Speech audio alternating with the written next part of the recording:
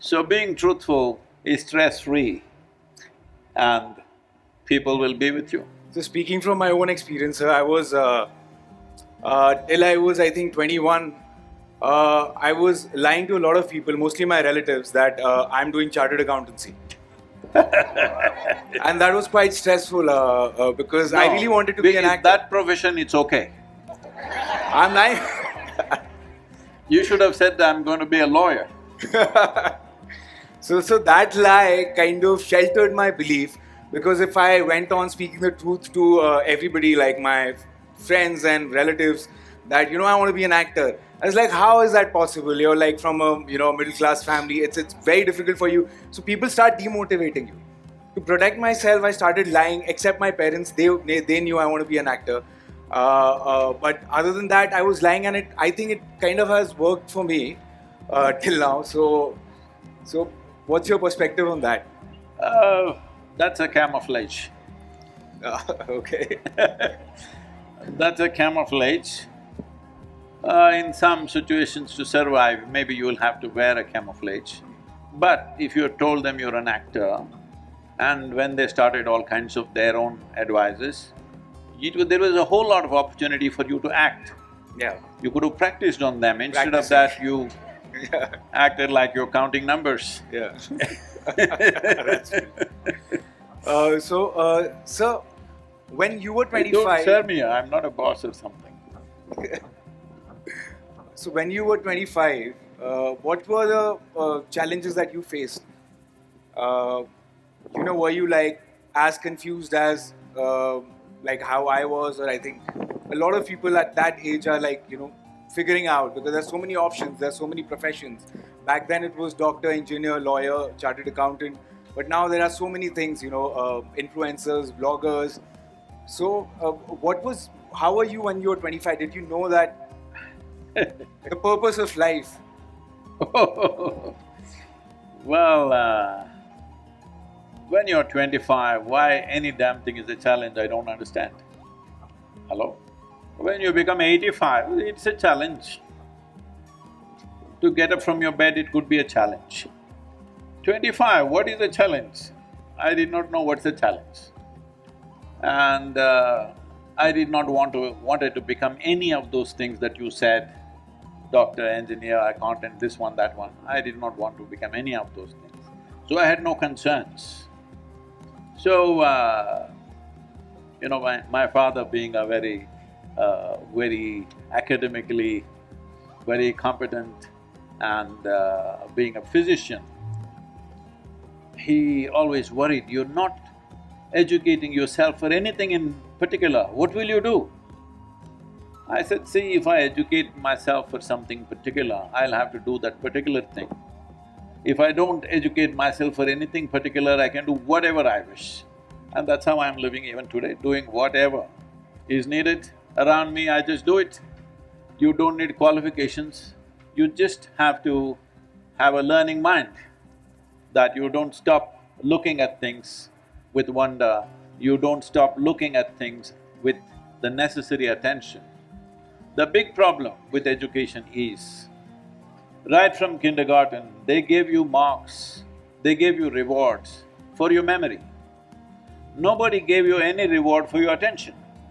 Hello? But now you have a smart friend in your pocket, that guy has more memory than you. Yeah. Machines have much, much more memory than you. Now what are you going to do? You thought you had this much memory and you were great. See, people read 5 books and they become professors.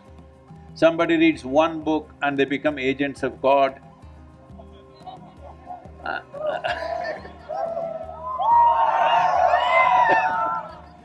So, now your phone can read all the scriptures on the planet, all right? So what do? It represents all the gods that you can imagine.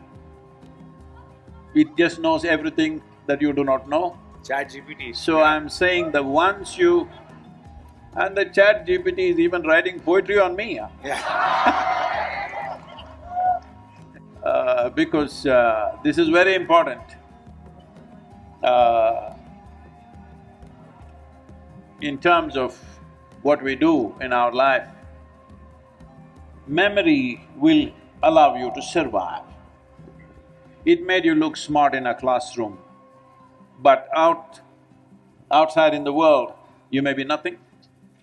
In a classroom, you look smart because you remember the damn textbook. I never read it, so I did not remember it. Because human attention is the most valuable thing. Human attention is capable of opening up any door in the universe, but your attention has to be keen enough. I must tell you an example. You definitely have heard of Andrew Carnegie. When Carnegie in 20th century, he was making a lot of money. When I say lot of money, not like today's Zuckerbergers and Musks, everybody talks in hundreds of billions of dollars, not that kind of money, but for those days, much more money than anybody else was making. So the US government became a little suspicious that how can somebody make so much money in a short while? He must be doing something wrong. So they set up a group of congressmen to investigate this. So after investigating, they didn't find anything wrong, so they questioned him. How are you making so much money? He said, I can keep my mind focused on something up to 5 minutes. Can any of you do it? They said, what's the big deal, 5 minutes? So he set up a test for them. Most people who are congressmen, elected representatives, they couldn't keep their mind focused on something for 10 seconds. He said, you should not be running United States. I'm telling you, this is what it is. Whether tomorrow you take up a job or you start a business or whichever way you want to conduct your life, I don't think everybody has to do those things. But the important thing is, you as a life should become full-fledged. That is the most important thing. Because this is all the aspiration of every life. A mango tree wants to be a full-fledged mango tree, an ant wants to be a full-fledged ant, an elephant wants to be a full-fledged elephant. An ant is not trying to be an elephant, mango tree is not trying to be a coconut tree, but they want to be full-fledged. Every life, every moment of their life, they're full on, wanting to become full. That longing is there in us also, but we have a little problem. Because for every other life, nature has put 2 lines. So we know what is the top line. But with a human being, there is a bottom line, but there is no top line. So this is the confusion of the human being. Whatever you do, it feels like you have not done enough, and that's great. So, if this has to happen, what is needed is a very keen sense of attention, not memory. Memory will make you smart only in a classroom. If somebody has little more memory, you feel dumb. But attention opens doors. Attention is needed. But today people are carrying attention deficiency like a medal on their shoulders, which is a very sad thing.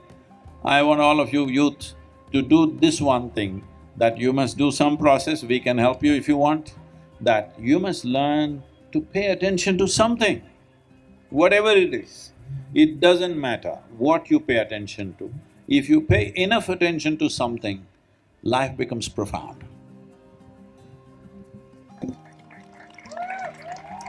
Sir, from Hello. that, picking from that, sir, what's your take on relationships? Like, a lot of people today are finding it difficult to be in a, long-term relationships. The hookup culture or the casual culture is kind of, on the increase, where the focus is more on their careers but not on their partners. And yeah, it's how do you deal? What's your take on casual relationships? See, first of all, the word relationship, first of all, don't condense it to just one point, that only if it's body-based relationship, it's a relationship. Well, you can have relationship with just anybody. Hello? Don't you have a relationship with your parents, siblings, friends, neighbors? Different types of relationships to fulfill different aspects of life, all right? Now, maybe when you're under 25, relationship means only one thing? Well, what's that guy saying?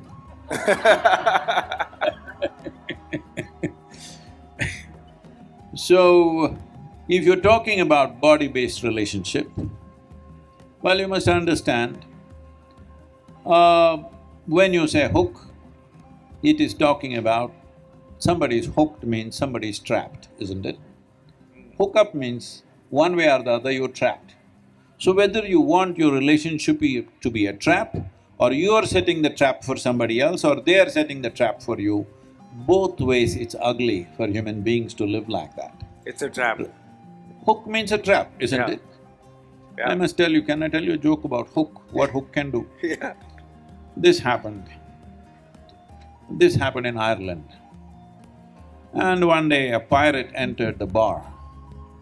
He was a classic pirate, one wooden leg, eye patch, and he walked in. And one hand was gone, he had a hook. Instead of a hand, he had a hook. So the barman served the drink respectfully because he's a pirate, you know. Generally, criminals are more respected than anybody else in the world because they demand that. And he said, "Jack, what happened to your leg? Last time you were fine." Nothing, I was just in a fight with Her Majesty's army and they chopped off my leg, but no problem. My ship carpenter fixed up. I can fight, I can dance, no problem, I have a wooden leg. Then after some time serving the second drink, the barman asked, "But what happened to your hand?" We were fighting with the Dutch and the idiots don't know how to handle a sword. Instead of hitting my sword, he hit my hand and no problem. My blacksmith fixed up a hook. It works quite well, better than the hand. Because after all, I have to fight, hook works better than the hand. Right. Then after serving the next drink, he asked, "But what happened to your eye?" "Oh, that bird you know, I was looking for the stars early morning and a bird pooped in my eyes." "A bird poop took out your eyeball?" No, the hook was new, you know. So when the hook is new, these things happen, you better watch out. So, I've seen you do a lot of, high-speed biking, jumping from planes, there's so much of like adrenaline in you. How do you keep yourself, calm when you want to? Like, what's that control? What's that switch? Adrenaline is a wrong word for me because, for example, if I'm riding or driving, the faster it gets, the calmer and cooler I become. Wow, okay. Because for me, it's a question of attention. In all these years of driving, I started riding when I was 12. In all these years, I've never gone and hit something yet. I'm being fair, okay? Yet, because I've been hit from behind, I've been hit from side, this and that has happened, but I've never gone and hit something. Well, when I was riding with the Kaveri calling some Bangalore actors, you know, the Kannada film actors, they were all riding with me and they said, "Sadhguru, when you're… what is the one rule that you follow when you're riding?" I said, "There's only one rule for me. I'm not thinking of anything, traffic rule, this, that. There's only one rule, never collide with anything. This goes for your life also. Never get into collision course with anything because generally it ends there, you know." So when we were talking about being late, I was telling Siddhant, see, everywhere else in your life you must be on time. One place I encourage you to be late to is your own funeral. You must be late. Rest of the time, if you practice being on time, then you will see you can afford to be late. That's true. At that one event, you must be late. So, I don't get adrenaline like that, I become very calm because… See, if you run on adrenaline, what it means is, you're still in the basic instinctive state of flight and fight response. There is something called fight or flight response. Here adrenaline pumps up and the whole system goes crazy. There is another way. Well, these kids will like it. Bangalore, Bengaluru, I'm sorry. So, now there's a lot of scientists, some top scientists from the Harvard Medical School have been, along with the Rutgers University, Florida University, Indiana University, they've been studying the inner engineering practices, what it does in the last 4 years. What they found, one of the things I'll tell you, it's an elaborate study. This is the most unbiased gene expression study that's happened in the world till now about these aspects. What they found was that with just about 40 days to 6 weeks of practice, most people are generating over 70% higher endocannabinoids within themselves. And it lasts. Up to 2 years they've been studied, and for 2 years they're generating endocannabinoids. That means they're all stoned all the time, just like me. Now, right now you think you have to go in search of a plant, and a lot of people are making the plant sacred and this and that. You must listen to what this Israeli scientist who researched, very profoundly about this, said. He found an endocannabinoid which makes your whole experience of life, every cell in the body, literally orgasmic, because the amount of endocannabinoids that are being produced by simply doing a simple 21-minute practice is higher than what happens in a sexual orgasm. So if you sit here, you're blown away all the time. So this is well established, we always know this, but it has to come from the West, it has to come from Harvard, so you got it, you must look up these reports. We will be publishing this in a big way in the coming year, because we are starting a global movement called Conscious Planet, where mental health is one of the biggest issues. This can be addressed from within. If you generate enough endocannabinoids, you will naturally not be depressed, you will naturally not be anxious, you will be fine. So this Israeli scientist said this, who gave this name to one of the important endocannabinoids, is anandamide. He said, entire body has cannabis receptors. This is not here for you to go looking for a plant. This is here because your system is capable of generating this. This is the most complex chemistry on the planet. If you manage it well, you will create the chemistry that you want. If you are a good manager of this chemical factory, you will be blissed out. If you are a lousy manager, you will be anxious. I know a lot of people will get at me now, he doesn't know what is anxiety, he doesn't know what is depression. Yes, I don't know. I'm telling you very proudly, I do not know. It's my wish and my blessing, none of you should ever know what it is.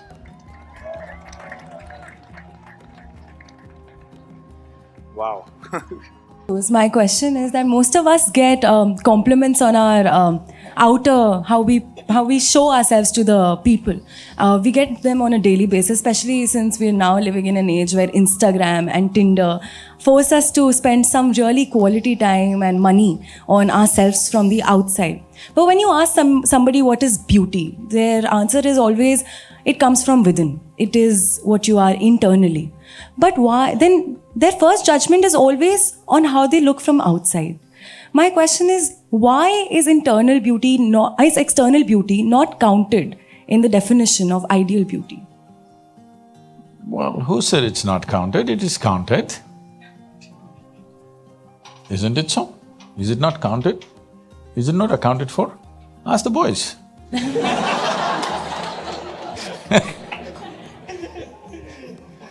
They're keeping count of it, don't worry. But each individual may have their own idea of what is beauty. Different communities have their own idea of what is beauty. Different races on the planet have their own idea of beauty. Different cultures have their own idea of beauty. But a joyful face is always a beautiful face, isn't it? Hello? Anybody, whatever the shape of the nose or chin, when they're joyful, it is always a beautiful face. So, if your nose is not the right shape to pass through whatever, I don't know what template they have to pass, if you have a joyful face, you're always a beautiful face, you can maintain that. But what individual people think is beauty is a very prejudiced kind of element. This happened. Can I tell you a joke? It's okay? Madame Massoud thought that she's a connoisseur of art. One day she went to a modern art museum and from artwork to artwork she went passing really nasty comments about everything. Then she came to a particular piece and said, "This is horrible. Who is the artist? There is no name either." So the museum curator, he came and said, "Ma'am, that's not an artwork, it's a mirror."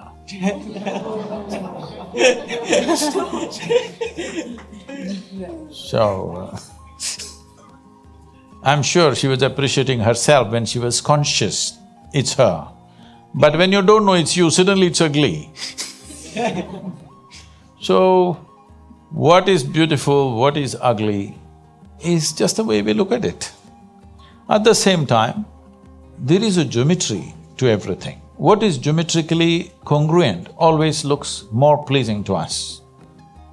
Whatever is geometrically congruent, not only human bodies and faces, I'm saying anything that is geometrically in a certain way, which is congruent, and there is certain cohesiveness about it, it will create a certain beauty about it. It may be just two lines, but it looks nice. So that is one thing you can fix by doing a little bit of yoga, you can become geometrically congruent. Even if my nose is not okay, but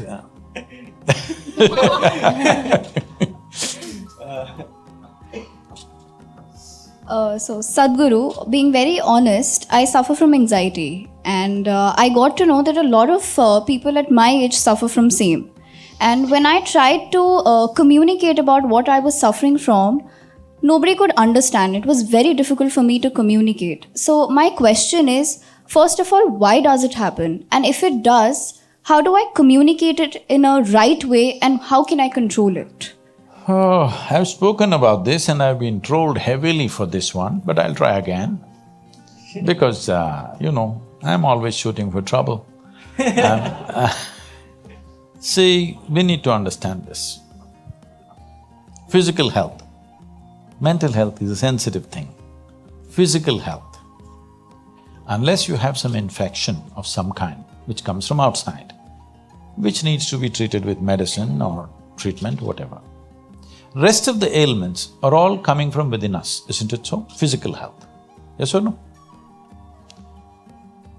What is coming from within you, is it your responsibility? I'm just asking.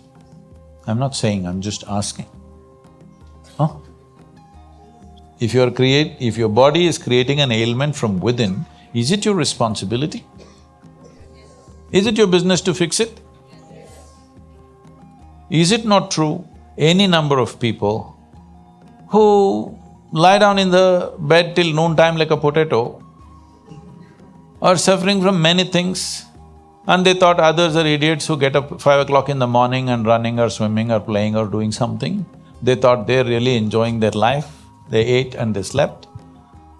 That after some time it tells on the system and then they think it is somebody's fortune that they have good health and we have ill health. No, it is created from within. If it happens to us, an invasion happens from outside in the form of an infection, that's a different matter. When it comes to mental health, it's far more sensitive to say this, but still, what happens to your body if it's your responsibility? What happens to your mind? Is it not your responsibility? I'm asking you. There may be many factors doing this. Even physical health may be caused due to many factors, ill health may be caused due to many factors. Same may be true with mental health too. But anxiety, misery, variety of things, we want to separate sadness and psychological illnesses because you cannot go to your doctor and fix your sadness because he may also be sad. But if you're medically ill, then we can fix you somewhat with some medication. We know it's a continuous manipulation of chemistry. Yes, that's what medicine means. But is it also true the greatest chemical factory, the most sophisticated chemical factory is right here? Huh? The question is only, are you a great manager of this factory or a lousy manager, isn't it? If you know how to manage this well, suppose your chemistry was in your hands, would you cause anxiety or ecstasy? What's your choice? Ecstasy, of course, highest level of pleasantness for myself, isn't it? Definitely. So the problem is just this, for some reason your chemistry is out of control. For whatever reason, there may be genetic patterns, there may be pathological reasons, there may be just outside stimulus, many things, but still, is it not your fundamental responsibility to take charge of your physical and mental health, please? Hello? The moment you think it is not yours, tell me it is completely out of your hands. If you see that it is your responsibility, everything may not be fixed, but we can move towards well-being. Tomorrow morning everything may not be fixed, but we can start moving towards well-being. But the moment you think this is happening either because of your genetic factor totally or because of God's will, then no way to fix you. This is very important. Responsibility of who you are, what you are not, must move into you. This is the fundamental mission for me. Religion to responsibility. Religion means responsibility is there. Everything that goes wrong in my life. But the problem is you're on a round planet and the damn thing is spinning, you don't even know what is up. You don't know which is up, isn't it? Hello? Is the planet round? No, because you're a journalist, I'm asking. It is round and it's spinning. So, if you look up, inevitably you're looking up in the wrong direction. Nowhere in the cosmos is it marked this side up. You don't even know which is up. How come something up is responsible for what you are? It's time we take this into ourselves. Then we can do the best we can do. Will everybody be of the same level of physical and mental health on the planet? No, it'll never happen. But the important thing is, are we doing the best we can about ourselves? That's most important. What we can do must happen. What we cannot do will not happen. What to do? If we do not do what we cannot do, there's no problem. But if we do not do what we can do, we are a disaster. That's what a disaster means, that we are not doing what we can do. This is disastrous. What we cannot do, we are not doing. This is not a problem. I think you're going to be a little less anxious after that. Anyway, now she's asking this personal question. See, there are simple ways. There are simple ways to bring balance to the system. There is chemistry, there is, various glandular functions happening in the body. Simplest thing, you just learn to sit properly. When I say sit properly, you sit in such a way that the body doesn't need your muscular support, it is so well balanced, if it sits, it simply sits. Just do this for a few hours a day, you will see you will feel much better. There are other more complex processes that you can do and definitely come out of this problem. But just at least try this much, geometrically you keep yourself in such a way, there is no stress in the system, just keep it in a certain way. Now you sit like this, just see how much stress is there in this body all the time. Just initially it looks like there's an effort, but once you sit like this, you see that without effort, body stays there, without stressing any particular part of the body, it just stays there. Geometry is most important in the sense, with anything physical in the universe, how efficiently something functions, whether it is because What is that word? You're a petrol head, huh? Well, I'm driving a diesel car. Don't So, anything that… let's say engine, if you take it. When we say this is a really good engine, what do we mean?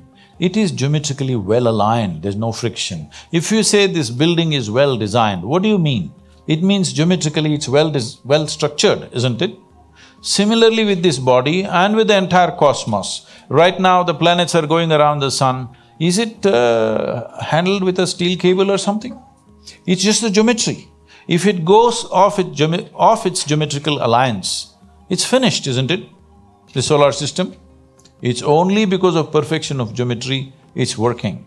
Similarly with this, getting this body to the right level of geometry, the whole system of yoga on one level is about getting your physical geometry aligned with the cosmic geometry so that being here becomes absolutely effortless. Where there is geometrical perfection, there is no effort, there is no friction in the system. You have to bring this, you must understand whether you can name it by any number of names, stress, anxiety, this, that. Essentially there's friction. Yes? Essentially there's friction in the system. So it's important that its first thing is geometrically well aligned, next thing is it must be properly lubricated. There are ways to do this. Don't allow these small things to take over your life because they can limit and destroy the process of your life simply because one little anxiety all the time bothering you. This must be fixed at the earliest possible time.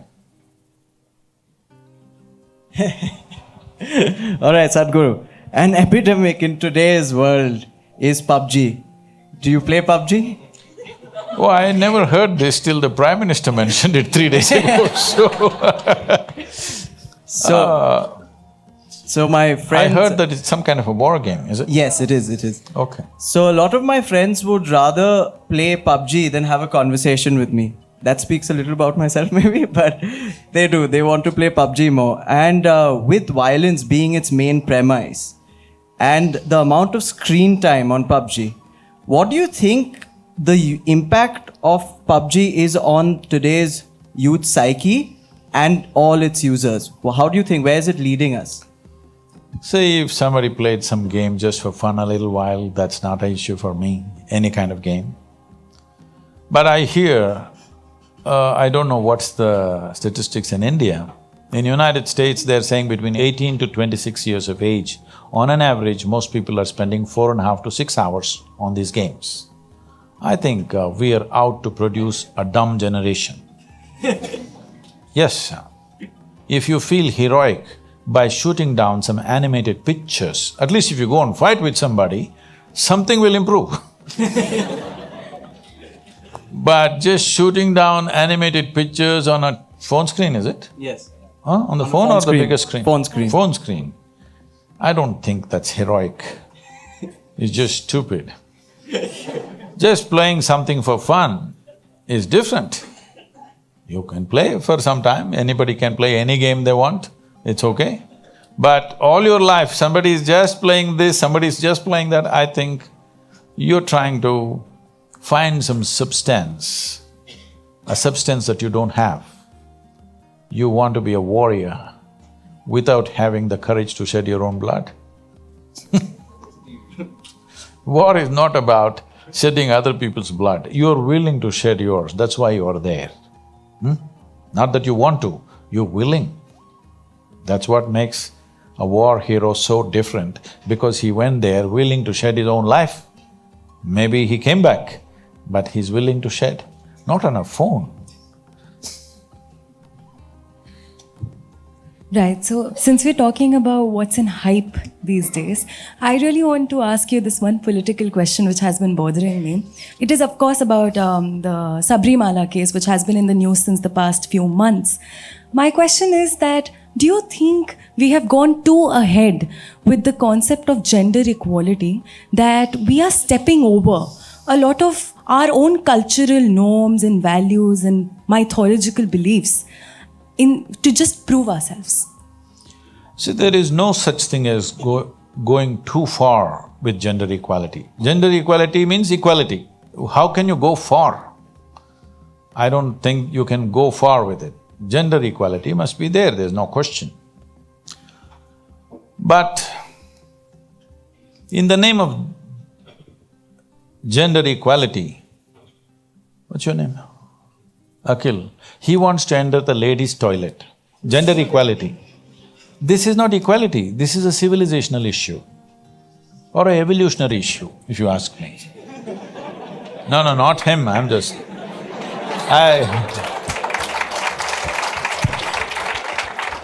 I always pick on the people who are sitting in the front row. That's why they left this row vacant. Not you. So, let me explain this Ayyappa Swami thing. See, the way the Indian temples are made, the question of gender discrimination doesn't even arise because there are more temples for goddesses than gods in the country. Every village has a goddess temple. Every village doesn't have a god temple. So should we count how many goddess temples we have and establish the same number of god temples? That's goddamn nonsense, all right? And there is no question of women entering or not entering, it is there. Now they're talking about they're making it out like they're not being allowed because of the menstrual cycles that a woman has, a biological process out of which all of us are born, all right?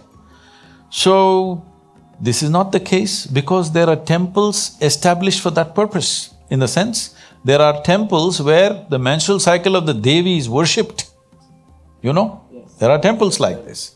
So this doesn't even exist in this culture. First of all, they're describing a temple as a place of prayer. Temple is not a place of prayer. Nobody told you you should go and pray and appeal to the god and do something. Nobody is leading a prayer there like it is done in other religious institutions. Here, you're only supposed to have darshan.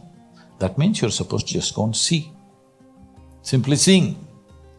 But this one deity, Ayyappa Swami, because they treat as individual persons, they are people by themselves. So he is a Akala Brahmachari, he's a monk. So he said, this is my abode. A small little place is his bedroom, all right? He says, women don't come. If you say, no, women will go and sit there, what is this rubbish? This is lack of civilization. Unfortunately, where courts should not enter, have entered, this is all manipulation of certain things. Political causes are being fulfilled through these kind of things. I will take this further. Right now, if you do not know this, most young people do not know this probably, you cannot keep a Hindu temple in this country. If it is large enough, the government will take over. Over 125,000 temples in Tamil Nadu are under government control. If you want, I can send you a list, how much land they had 40 years ago, how much they have today. Almost zero. Okay, they had thousands and thousands of acres of land. This was the main sustenance for the temple, that's all gone. How much jewelry was there? Enormous. It could easily go into a couple of tons of gold jewelry. Today, everything is gone, fake jewelry is sitting on the goddesses because it's all been eaten up. Why? Because government officials are managing the temple. A clerk is doing the puja. A government-appointed clerk is doing the puja. A temple… See, I'm not a temple-going person. I'm not a puja person, I've never prayed in my life. For me, it doesn't matter. But for people who matter, a devotee should be managing a particular temple, isn't it? Somebody who has some devotion. A clerk who is there for 3,000 rupees a month, you expect him to manage it well? The idea is to kill the temple. I will tell you, at least 15 to 25%, nobody knows exactly what's the number, but it's happened. The main deities in Tamil Nadu are all gone to United States and Europe. They've replaced fake deities. You understand, in major temples, I'm telling you. This is happening because government employees are managing. How do you allow this to happen to a whole community? This is a clear case of wanting to run down the temples to a place where there will be meaningless nonsense over a period of time. That's where it's going. This is absurd. Sir, I have observed that there is a lot of influence of substances and drugs around in my surroundings. And when I hear the experience and stories of these things, I also feel the need to try these things, and I don't want to miss out on anything and regret it later. So what should I do, and how should I stop such inhibitions? Look at my eyes, I'm always stoned. You must try. But I'm asking you a simple question. Even if it is very sophisticated pharmaceuticals, still they are very simplistic chemicals. What people are buying in the back street are horribly simplistic. Is it true that this human system is the most complex chemical factory on the planet? Most sophisticated? So, if you know how to manage this, you could create just any chemical that you want within the system. But if you're a lousy manager, then you're creating negative chemicals within you which causes misery. When I say chemicals which cause misery, well, the very fact that somebody is trying chemicals to make themselves joyful, peaceful, ecstasy or ecstatic, essentially means human experience at one level is determined by the chemical structure of who you are. When you have the most complex chemical factory, should you learn to manage that well so that always you're blissed out? Or should you buy it in the back street? Tell me what's the choice? If you are an intelligent human being, you will learn to produce your own chemistry of blissfulness and ecstasy. If you're a bloody fool, what can I do? It's not a crime to be stupid, all right? There's no law, there's no IPC against foolishness and stupidity, because it only costs your life. You're not taking anybody's life, you may, but it costs your life. And that much freedom has been given to you, your life is your business. So if your life is your business, making this work in the best possible way is your business. When I say life, I'm not talking about your education, I'm not talking about your profession, I'm not talking about the things that you may or you may not do in the world. I'm talking about this, keeping this in a most pleasant manner and if possible, in a profound manner. Is it not your business? So, somebody is going after alcohol, somebody is going after drink, somebody goes to the temple, somebody meditates, somebody wants to go to heaven. Fundamentally, the goals are same, isn't it? They want very pleasant and if possible, a profound experience of life. Is the goal simple? Is the goal same? The man who goes to the bar and the man who goes to the temple, the goals are same. The question is, what is the impact of that upon you? Is it sustainable? Today, sustainable is a fashionable word. So I'm asking, is your joy, is your pleasure sustainable? I have found a way where my pleasure, my ecstasy is always sustainable. Doesn't matter what is there, what is not there, I am always blissed out. Look at my eyes and see. So, if you're interested, we can teach you the technologies of ecstasy instead of tablets of ecstasy. How's that?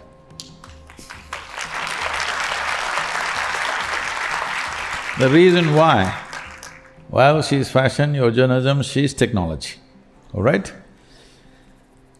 Well, where is the need to have a technical education is to systematize these miracles.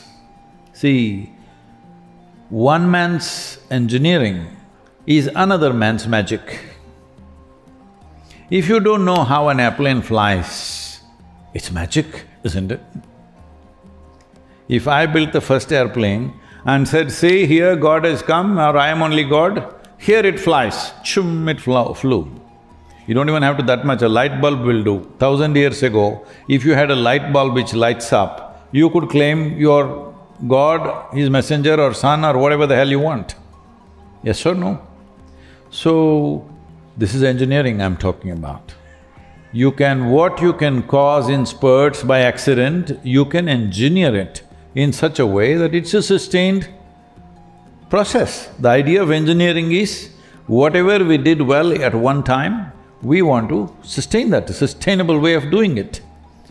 So, essentially, on one level, because engineering is such a big part of today's world, in the last 100 years, we have engineered the outside world in so many ways for our comfort and convenience.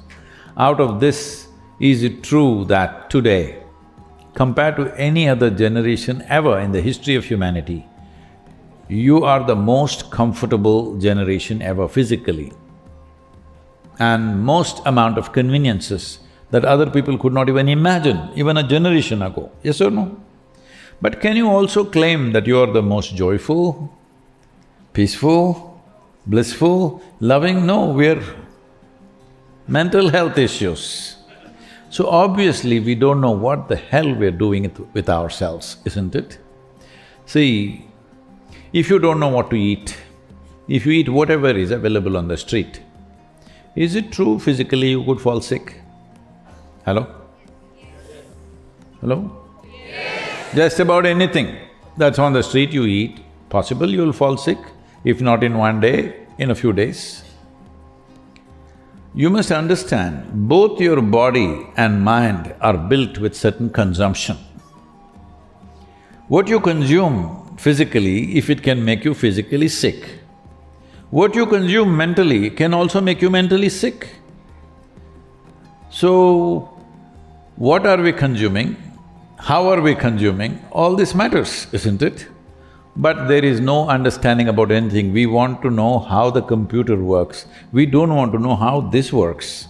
If you don't know how this works, even the computer, the phone, whatever you have, these are all tremendous instruments, all right? But all of them are bringing misery because you don't know how to handle this.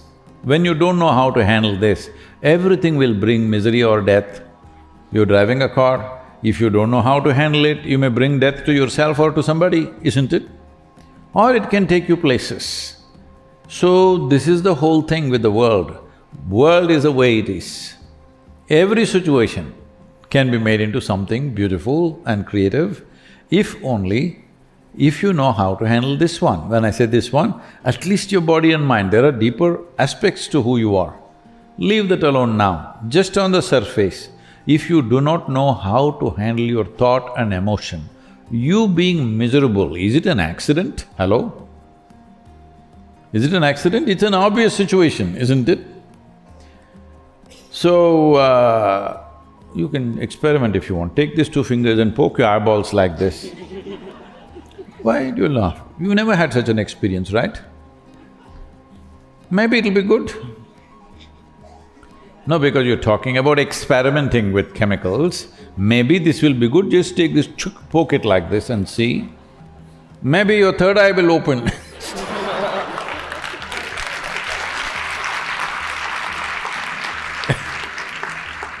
So I'm saying these kind of silly things are passing as experiments. What is experimental about it?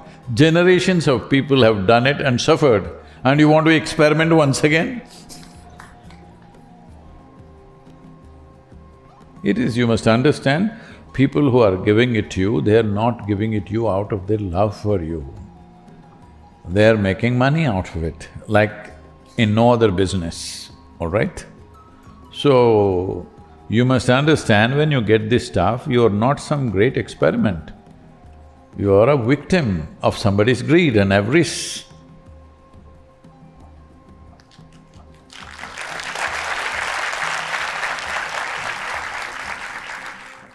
Okay, so Sadhguru, introspection in me has led me to various thoughtful conclusions in my life. But how would I know that when my introspection starts shifting towards overthinking? And how do I protect myself from being an overthinker? Because it leads to a lot of procrastination sometimes. Oh, it's a popular question See, suppose you're driving, instead of looking through the windshield, if you go on looking at the mirror, rear view mirror, I think you should be on the reverse gear, not on the top gear. Hello? So all this introspection nonsense has come to you from English people, they brought this. In this country, we don't believe in introspection. Because, see, you are trying to analyze your own mess. It's not going to work like that. If you hold it at a distance, you clearly know what it is, you don't have to think about it. It's like this. Let's say tonight you want to fly from Delhi airport, you're going. Then your flight time is coming, but there's a huge traffic jam. How do you experience a traffic jam? Oh, deep suffering, though you may be sitting in your dream car, all right? Now somehow you got to the airport, got into the airplane and it flew.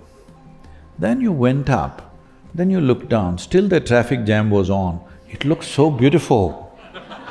White lights and red lights, string of them, really beautiful. Have you seen this?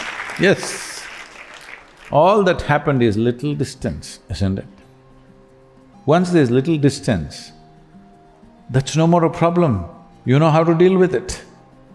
And major realizations have happened like this. See, even now, I know you're an engineer, but if I ask you to walk up and down this stage and determine whether this planet is round or flat, what is your experience? Straight. It's flat. It's flat. This argument would have continued for another 1,000 years. It got settled because we started traversing the oceans. Then we could see it seems to be round. Then we started flying. Clearly, the shape was very obvious. Then we went and stood on the moon and looked down. 100% clear.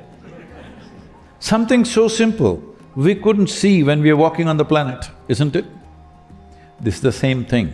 The nature of your mind, the nature of the instruments of life, which is the body and the mind. In yoga, we don't see body and mind.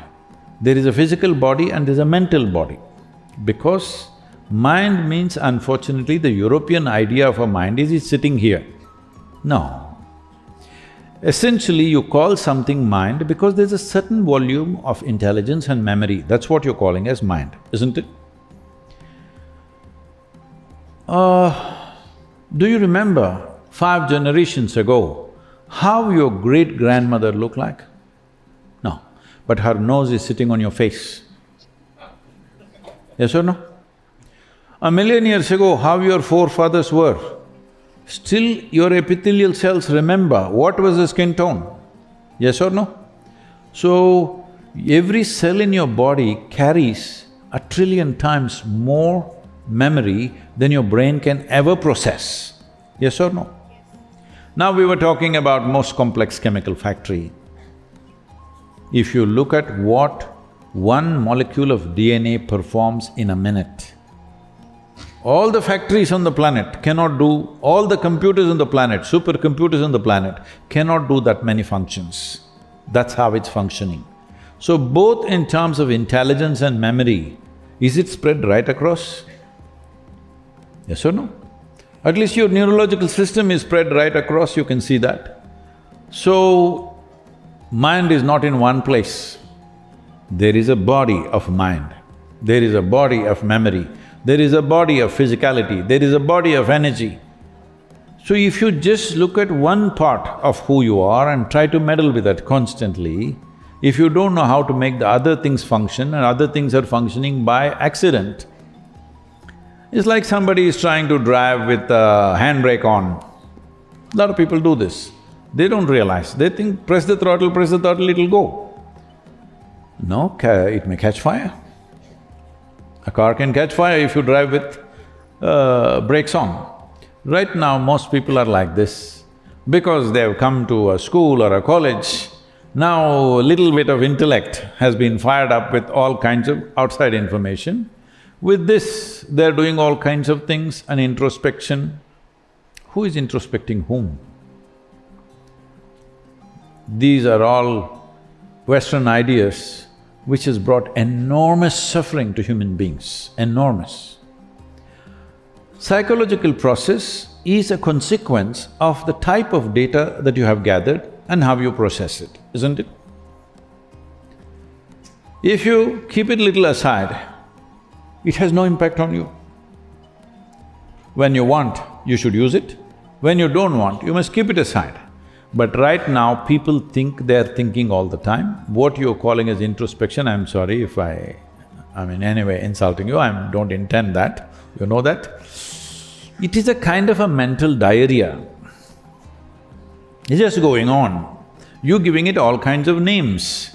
But essentially, see, thinking means consciously you use your thought process to go in a certain direction, that's thinking. If it's simply running all the time, that's diarrhea, isn't it? So, you must differentiate between the two. Is this a conscious thought process or is it simply running wildly? It's very important. So, introspection means rear view of the life. You're still a young woman, but if you do introspection, you'll already feel you lived too long. Yes. The most intelligent thing, people think, Shakespeare came up with this, to be or not to be. This is supposed to be the most intellectual question. Tell me, if you're blissed out, will you think to be or not to be? Only if you're miserable, only if you're finding life to be burdensome, only then you will think to be or not to be, isn't it?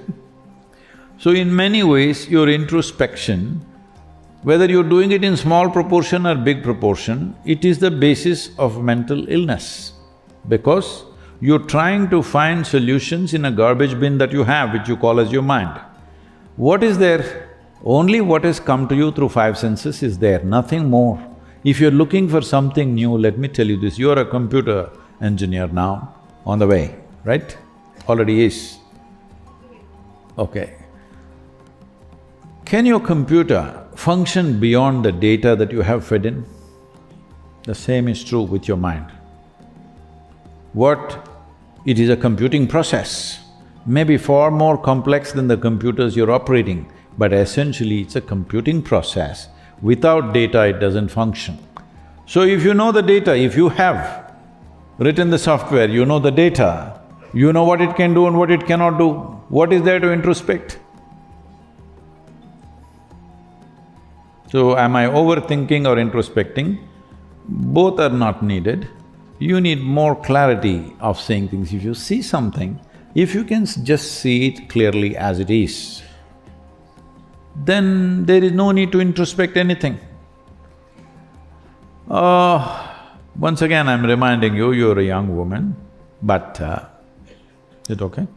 I'm not saying you're a baby, I'm saying a young woman, though I see you as a baby So, I'm just telling you this. See, how long one's life is simply depends upon, in terms of your experience, not in terms of your age. Have you noticed this? On a certain day, you're very joyful. 24 hours went off like a moment, is it true? Another day, you're a little depressed. 24 hours feels like 1,000 years, yes? So only miserable people can live a long life. If you're joyful, it gets over before you know what's happening. Before you figure out what is this about, funeral. Yes, I feel like I was born day before yesterday, look at me.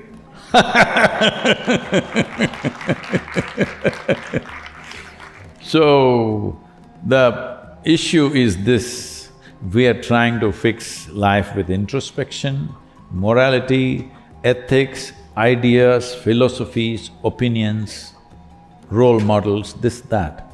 No, that's not what is needed. What is needed is this life should happen in an exuberant way, in the highest pinnacle that it can happen, it should spark.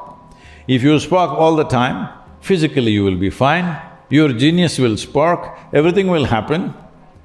Well, In the world, will everything happen? No.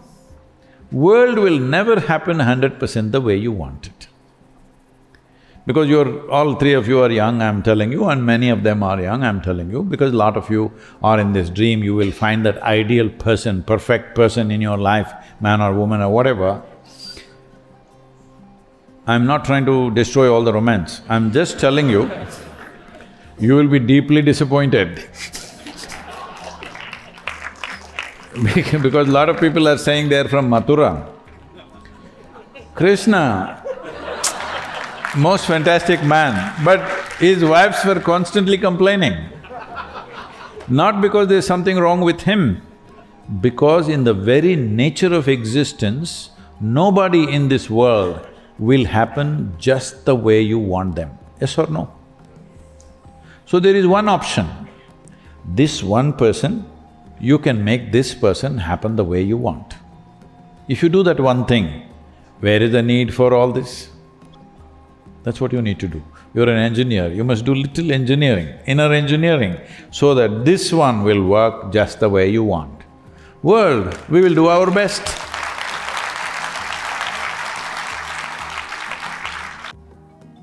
In his book, Death and Inside His Story, Sadhguru talked about his previous life.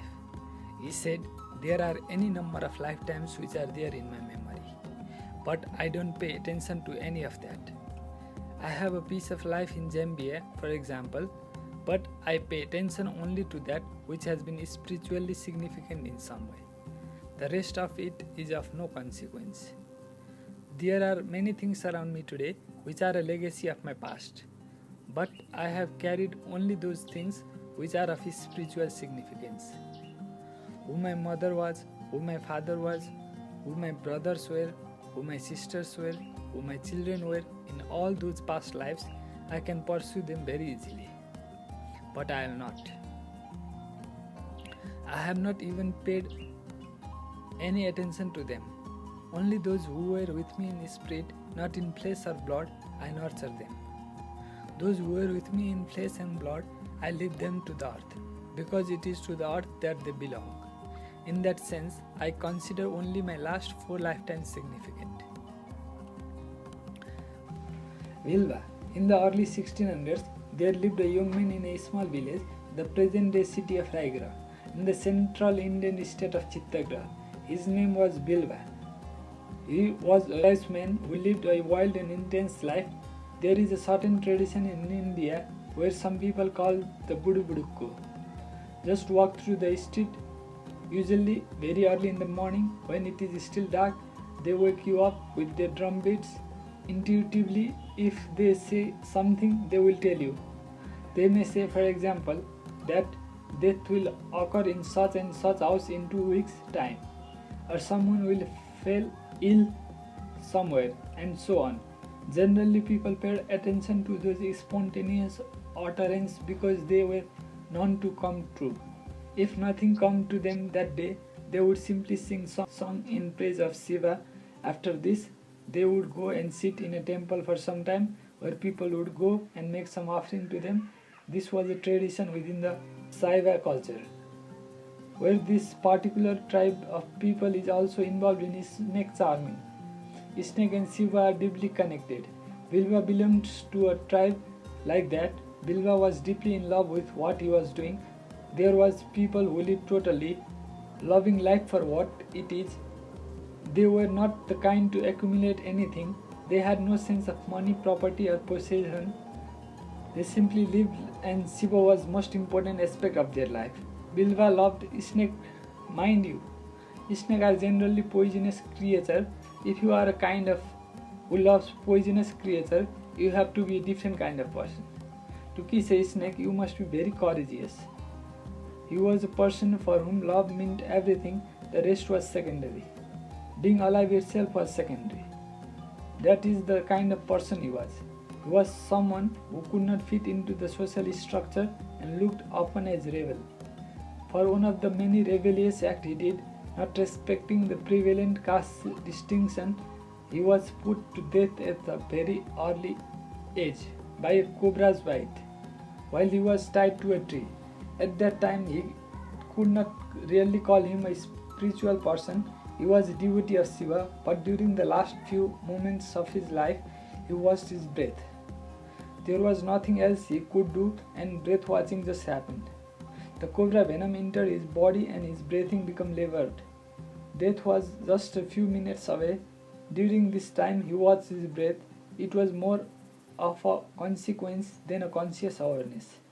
Bitten by a cobra and left to die, he was lying face down, almost dead, yet he managed to be aware of those last few minutes of life. This was more out of grace rather than any sadhana. From those few minutes of breath watching, a new spiritual process began, which changed that person's future in so many ways. Shiva Yogi. In his next 2 lifetimes, he was a very intense seeker of ultimate nature. Shiva was his way. Both the times he was known as Shiva Yogi. In the first life of sadhana, he died at the age of 37. He had no disease, just hunger, and the intensity of his sadhana did him in. He did not die enlightened, but he died in full dignity. He died not screaming, yelling or crying, but just trying to do sadhana, to be meditative and die. The second time over, he fared better. He lived up to 55 years of age. He went through heartbreaking sadhana, but still final realization had not happened. At that point, he was bestowed the ultimate grace. Usually I don't talk about my guru. He was called Sri Palani Swami and was a being beyond proportion. That was not his real name, but he was so called because he had attained to a certain samadhi state near the town of Palani in Tamil Nadu. He remained in the state for about 2.5 years. After that, he wandered all over the country, enlightening many people. He came to Shiva Yogi in the second lifetime and bestowed his grace upon him, a forlorn sadhaka. When this Shiva Yogi saw him, he recognized that was the Guru. Until then, he would not accept any human being as his Guru. For him, Shiva was the only Guru. He wanted Shiva to come and initiate him, but when he sees Sri Palani Swami, he recognized that this being was at the very peak of consciousness and he offered himself. But somewhere there was still a little resistance because he could not offer himself to another man. He would only offer himself totally to a Shiva. So the Guru, out of compassion, took the form of Shiva himself. Shiva Yogi surrendered. Sri Palani Swami did not even touch him with his hand or foot. He just took his stick and tapped on Shiva Yogi's Agna Chakra or forehead. At that moment, Shiva Yogi attained to its ultimate nature. This contact with the Guru lasted only a few hours. After that, they never met again, but they were constantly in touch. Sri Palani Swami attained Mahasamadhi in the Vilangiri mountains. Somehow, he identified Shiva Yogi as a person suitable for establishing the Dhanalinga, and he entrusted this work to him. Not in his speech, not in words, but wordlessly he communicated the immense technology needed to consecrate the Dhanalinga. So Shiva Yogi began walking towards establishing the Dhanalinga. He was not able to fulfill his Guru's vision in that lifetime because of limited resources and lack of support. So the rest of in that lifetime, he spent mostly with his eyes closed. Sadguru Sri Brahma. To continue the work of creating the Dhanalinga, Shiva Yogi came back as Sadguru Sri Brahma. He started the work towards this in Tamil Nadu. He traveled extensively in the state and established several small institutions, but his work on the Dhanalinga was centered around Coimbatore. Here he faced a lot of social resistance from people, as the Dhanalinga is the highest manifestation of the divine. It includes all aspects of manifestation of life. So consecrating it involves men and women in very intense processes. If a man and woman sit together, people can only think of one thing. So a lot of resistance come up and he was literally hounded out of the place. He became very angry that he could not fulfill his Guru's will and left Coimbatore in great fury, as if on fire. Those were the worst time of Sadguru Sri Brahma's life, but in some way the best come out of that time. After lifetimes of sadhana and then fired by a phenomenal grace of a Guru, he was quite sure that he set out to do would happen. but he burned with fury because it was robbed away from him by a very ordinary and mediocre people whom he had underestimated. He realized that the power of ignorance is never to be underestimated. It is very powerful and the world is ruled by it most of the time. You think your knowledge, your fire, your enlightenment will do things, but the enlightened are always an individual. The ignorant are in masses. There is huge power to that. He did not do the cold calculation necessary to work in the world. Not because he was incapable of it, he did not do it simply because he thought his fire and his knowing would carry. But that is not how the world always works. The material aspect of the world, the human beings of the different kind, need to be handled as it is fit. Otherwise, it will not work. And this is a wonderful lesson for everyone. A lesson I have not forgotten even for a moment in my life. Even if you carry the divine light within you, there will still be darkness behind you. So unless you have created a lot of small lights behind you, you need to constantly turn back and check what is happening. Sadguru Sri Brahma was alone. There was people here and there, but he had lit up, but he did not like anyone following him, so he was alone. Because he was alone, behind him there was darkness, and it followed him and did not allow him to fulfill the purpose of his life. This is a good lesson for anyone, even such a magnificent human being as Sadguru Sri Brahma, who could do things which are not considered human or humanly possible, could not fulfill what he came for. And it does not matter how many things you do, if you cannot fulfill the purpose that you have stood up for, that is considered as failure. Sadguru Sri Brahma failed and he did not like it. He did not like it one bit, so knowing the only emotion that he knew, he got angry. He was always angry, not about anything or anyone, but anger was his vehicle for intense existence. In that anger, he started to walk in no particular direction. Seeing his fearness, no one was able to go near him except for one disciple by the name of Vibhuti who followed him. Sadguru Sri Brahma walked without stopping to eat, sleep or even sit for 3, 4, 5 days. During this time, the disciple would follow him, try to gauge in which direction the master was going, cook food and run to reach him and place the food in front of him. Step aside and wait in the hope that he would eat. Where would he walk? He eventually began walking in the direction where the scent of grace for him was. Walked towards the town of Kadapa. In the state of Andhra Pradesh, initially when he set out, he did not even think where he was going. He was just walking blindly to cool his head a bit, but invariably he went in that direction where there is a temple in Kadapa, where Sri Palaniswami himself had spent a lot of time.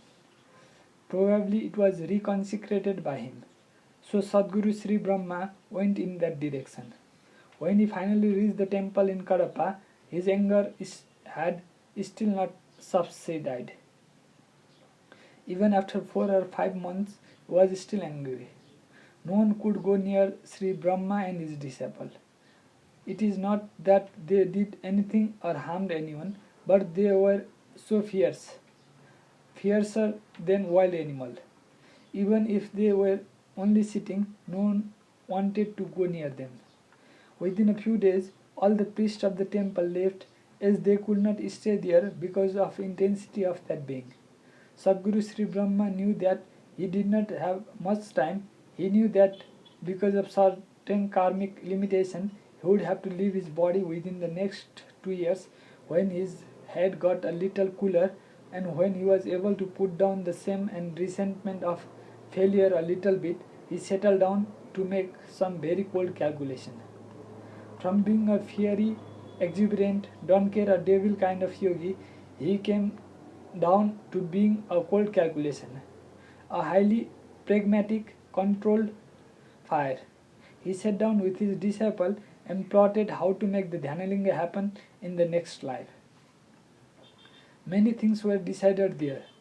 Who should be involved in the consecration process, where they should be born, in which womb, how and at what time. He plotted every aspect of that would be needed and determined solution for many issues that would impede.